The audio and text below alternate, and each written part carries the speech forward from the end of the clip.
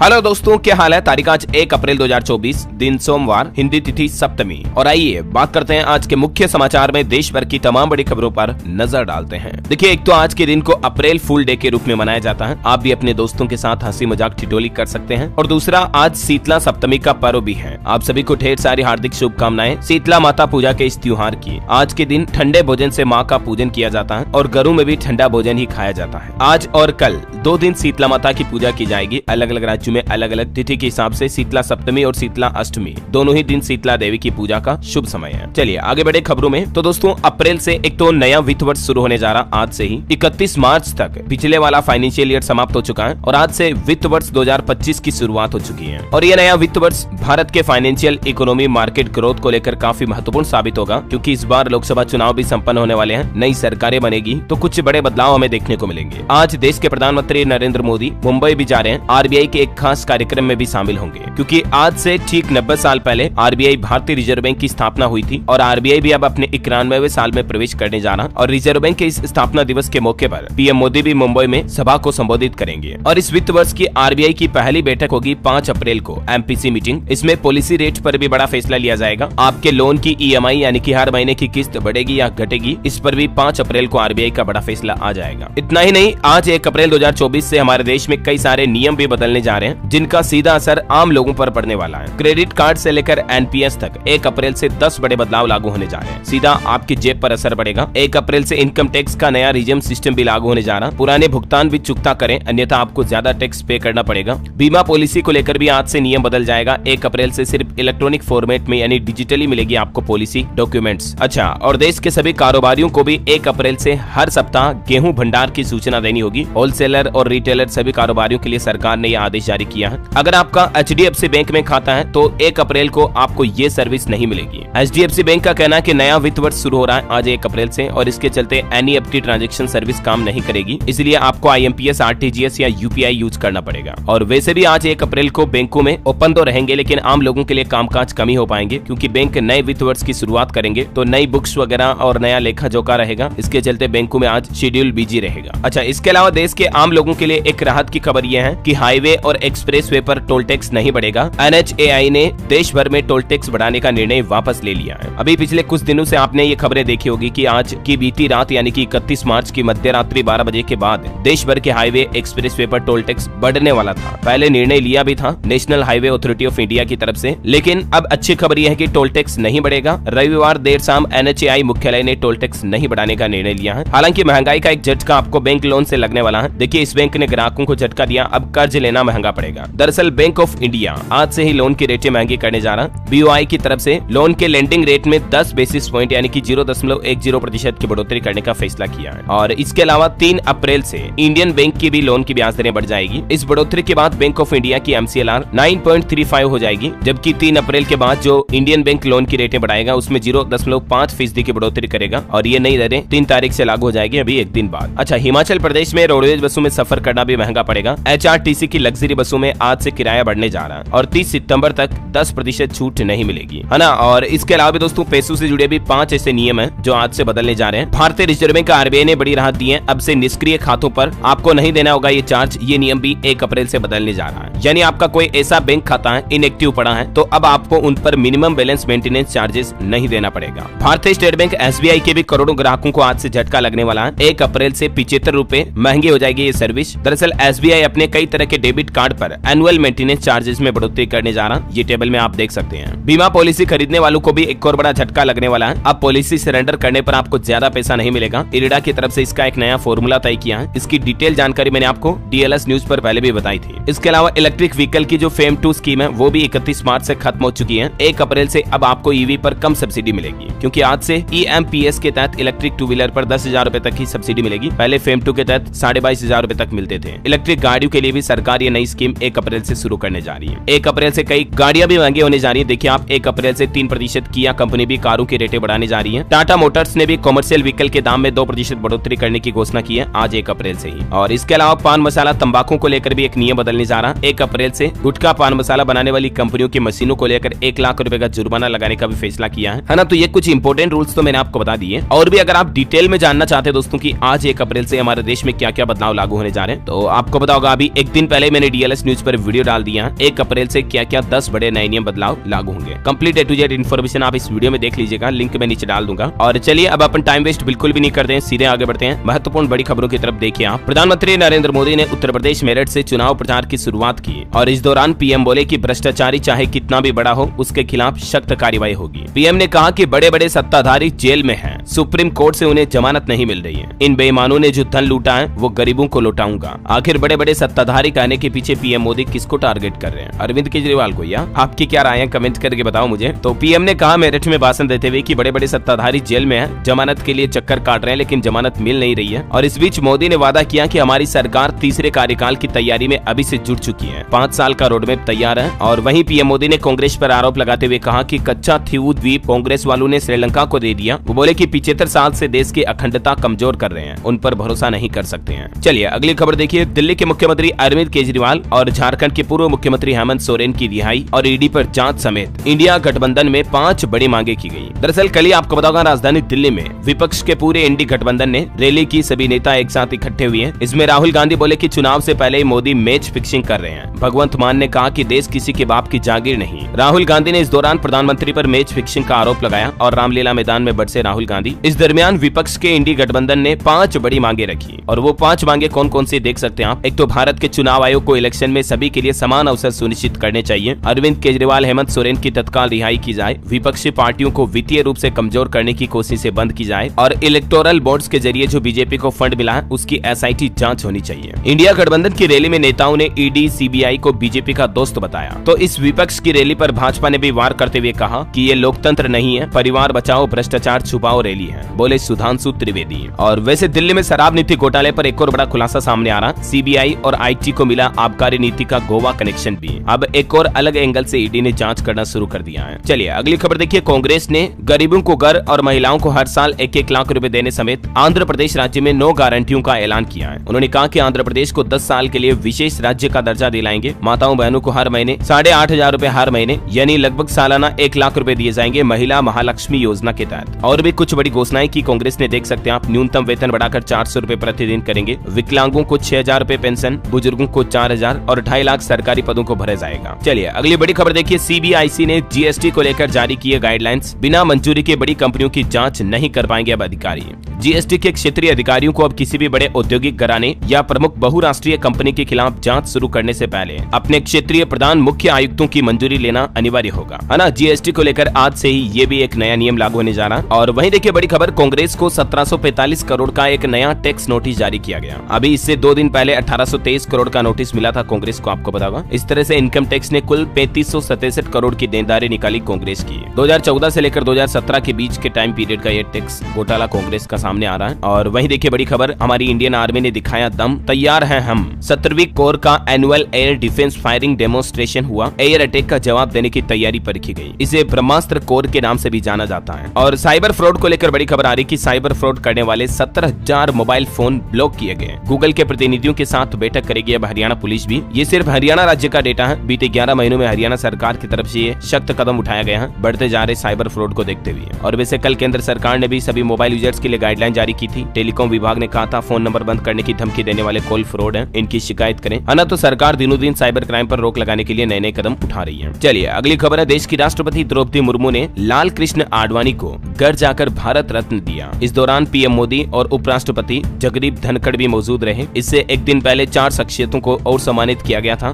भारत रत्न से। तो इस तरह से टोटल 5 हस्तियों को भारत रत्न दिया गया है ना। और वही दोस्तों मौसम समाचार से एक बड़ी भयंकर खबर सामने आ रही। देखिए देश के 4 राज्यों में बेमौसम बारिश और तूफान ने तबाही मचा दी। और पश्चिम बंगाल में तो तूफान इतना भयंकर था कि 5 लोगों की मौत हो गई, 100 से ज्यादा घायल भी हो गए। ये देख सकते हैं इस तूफान के बर्बादी की कुछ तस्वीरें भी। न सिर्फ पश्चिम बंगाल में बल्कि इस तूफान ने देश के 4 राज्यों में तबाही मचाई। तूफान की भयावहता का अंदाजा आप इसी बात से लगा सकते हैं कि असम के गुवाहाटी में तो एक एयरपोर्ट की छत ही उड़ गई। और बंगाल में भी इस चक्रवात तूफान की वजह से आंधी बारिश ओलावृष्टि से 5 लोगों की जो जान चली गई। उसके बाद उत्तर उत्तर बंगाल पहुंची प्रदेश की मुख्यमंत्री ममता बनर्जी भी। देश के प्रधानमंत्री नरेंद्र मोदी ने भी शोक व्यक्त किया तूफान से हुई जनहानि पर। इस तूफान और बारिश की वजह से इमारतों और फसलों को भारी नुकसान हुआ। तूफान इतनी स्पीड से था कि मात्र 2-3 मिनट में ही कई घर क्षतिग्रस्त हो गए, मुख्यमंत्री ममता बनर्जी बोली। और भी देखिए, मौसम का मिजाज बिगड़ा तो अभी देश के 17 राज्यों में बेमौसम और बारिश बर्फबारी की आशंका है। मौसम विभाग की तरफ से चेतावनी जारी की गई है। 17 में से 15 राज्यों में तो येलो अलर्ट है, 2 राज्यों में ऑरेंज अलर्ट है। देखिए कुछ राज्यों के हालात। हरियाणा के 5 जिलों में बारिश का येलो अलर्ट। 4 दिन मौसम खराब रहेगा, 40 किलोमीटर प्रति घंटा की रफ्तार से हवाएं चलेगी। झारखंड में भी राजधानी रांची समेत कई जगहों पर बारिश वज्रपात की संभावना है। देर रात भी राज्य के कई जिलों में बारिश हुई। अगले 3 दिनों में तापमान बढ़ेगा। केरल में देखिए तटीय इलाकों में बाढ़ जैसे हालात चल रहे हैं। घरों और सड़कों पर तक पानी भर गया। मछली पालन से जुड़े लोग भी परेशान हो रहे हैं। और बर्फबारी के हालात देखिए आप, जम्मू कश्मीर के पहाड़ों पर बर्फबारी हो रही, मैदानी इलाकों में बारिश देखी जा रही। कई हाईवेज भी बंद पड़े हैं। हिमाचल प्रदेश में भी बर्फबारी और बारिश के बीच लाहौल में 2 हिमखंड गिरे। रोहतांग में रिकॉर्ड तोड़ हिमपात भी देखा गया। उत्तराखंड में भी बदला मौसम। गंगोत्री में बर्फबारी हुई, तेज हवाओं के साथ हल्की बूंदाबांदी भी देखी गई।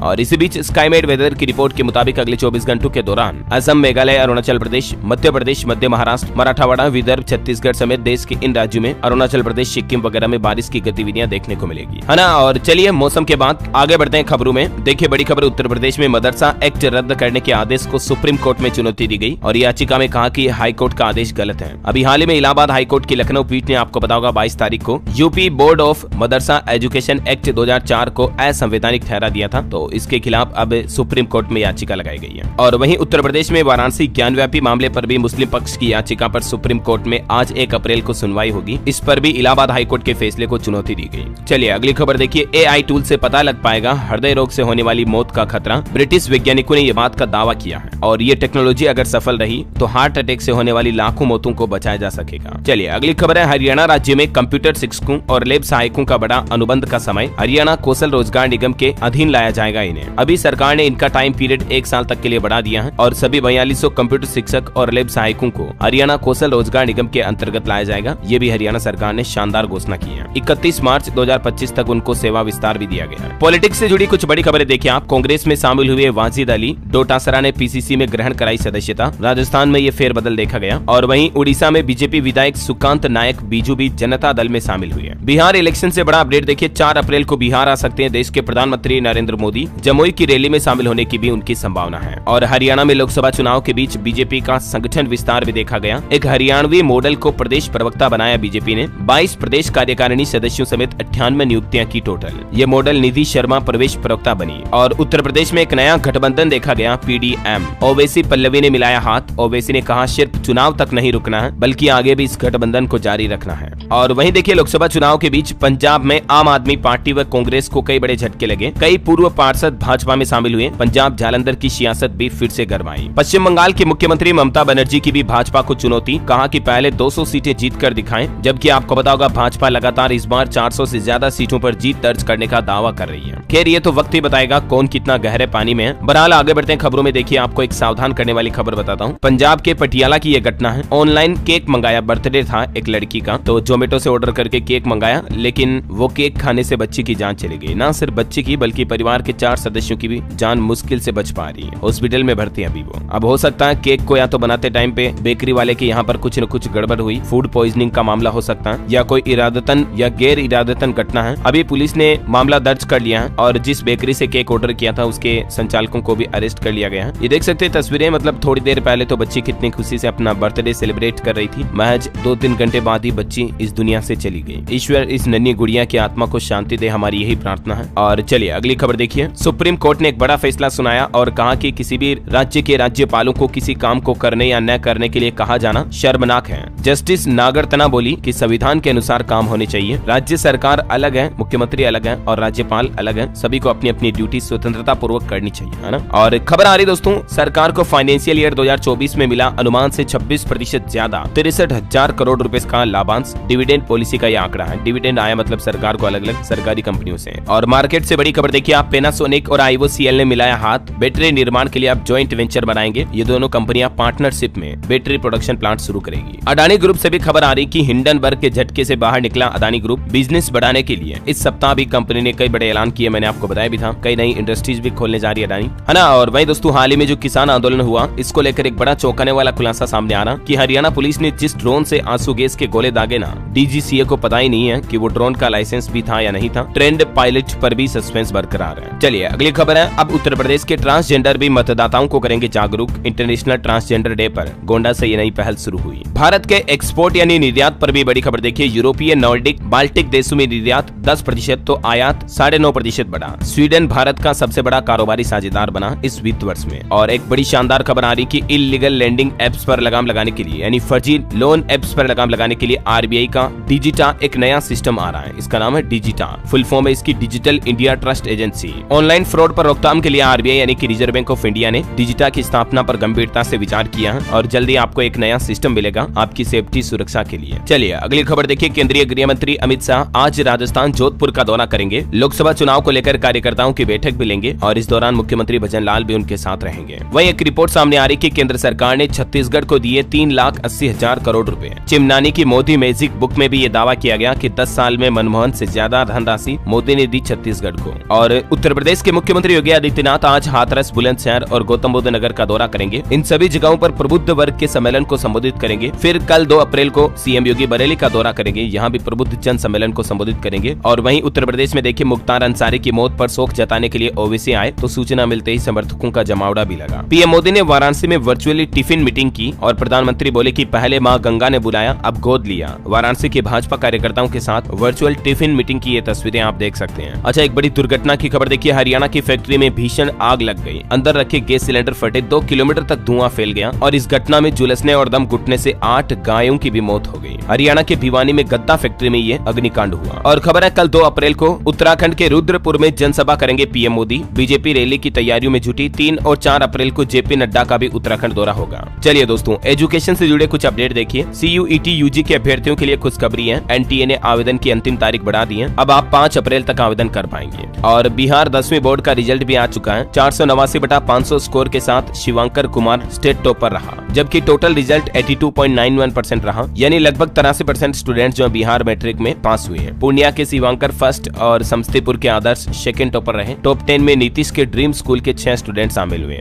बिहार में के पाठक का आदेश, एक नया फरमान भी देखिए। 1 अप्रैल से स्कूलों में बदल जाएगा सब कुछ। शिक्षकों के लिए यह नया फरमान जारी हुआ है क्योंकि नया शैक्षणिक सत्र भी शुरू होने जा रहा है। और इसी बीच शिक्षा विभाग का हर कर्मी किसी न किसी पंचायत में पहुंचकर कम से कम 5 विद्यालयों का निरीक्षण करेंगे। बिहार में यह नया आदेश जारी किया शिक्षा विभाग ने और विद्यालयों का यह निरीक्षण सुबह 9 बजे और फिर शाम 5 बजे होगा। तो बिहार के टीचर्स को भी ये नई जिम्मेदारी मिली है अब। और चलिए दोस्तों, खेल समाचार पर खबर है। आईपीएल का अपडेट देखिए आप। दिल्ली ने जीता सीजन का पहला मैच। वार्नर की 62वीं आईपीएल 50 भी देखने को मिली। वापसी में पंत की भी हाफ सेंचुरी लगी। धोनी ने 3 छक्के जमाए। कल दिल्ली कैपिटल्स और चेन्नई सुपर किंग्स के बीच मैच था, आपको पता होगा। इसमें दिल्ली कैपिटल्स ने सीएसके को 20 रन से हराया। आपकी सेहत से जुड़ी एक खबर बताता हूँ, देखिए आप। सहजन 300 से ज्यादा बीमारियों को दूर करता है, खाना पचाने में मददगार है। गठिया और साइटिका में रामबाण इलाज है सहजन का। हालांकि प्रेगनेंसी और पीरियड्स में माताएं बहनें सहजन का सेवन ना करें। सहजन के पत्ते, तने, छाल, फल, फूल, हर तरह का इस पौधे का हर भाग जो है ना हमारी सेहत के लिए जड़ी बूटी की तरह काम करता है। 300 से ज्यादा बीमारियों की दवा है। हालिया वैज्ञानिकों की रिसर्च में भी इस बात का पता चला है। तो सहजन का सेवन करते रहें और शरीर को सेहतमंद बनाएं। अच्छा, अंतर्राष्ट्रीय न्यूज से कुछ अपडेट देखिए। अभी 2-4 दिन पहले आपको पता होगा अमेरिका में एक पुल हादसा हुआ था ना, तो उसमें 5 दिन से जहाज में कुछ भारतीय फंसे हुए हैं। ये शिप भी इस पुल के मलबे के नीचे दबा है। जांच के बाद ही भारतीयों के देश लौटने की उम्मीद है। और खबर आ रही, चीन ने यूएस विजिट के लिए भी एक ट्रेवल एडवाइजरी जारी की और कहा कि हमारे नागरिक अमेरिका में सतर्क रहें, वहां उनकी सुरक्षा को खतरा हो सकता है। इधर पाकिस्तान में भी रेड कॉर्पेट वेलकम बैन हो चुका है। सिर्फ विदेशी मेहमानों के लिए ही इसे बिछाया जाएगा। पीएम शहबाज समेत कैबिनेट मंत्री सैलरी भी नहीं लेंगे पाकिस्तान में। ओके, और अंत में आज के राशिफल पर नजर डालते हैं। देखिए, मिथुन कर्क राशि वालों की नौकरी में तरक्की के योग बनेंगे। मेष और सिंह राशि के लोगों को सितारों का साथ मिलेगा। इस महीने की पहली तारीख 1 अप्रैल नए वित्त वर्ष से कई राशियों का राशिफल अच्छा बदलने वाला है। 1 अप्रैल को कन्या राशि के लोग पुरानी बातें भूलकर आगे बढ़ें। तुला राशि के लोग काम करते समय लापरवाही बिल्कुल ना करें। ओके, और दोस्तों आप मुझे कमेंट करके बताइए कि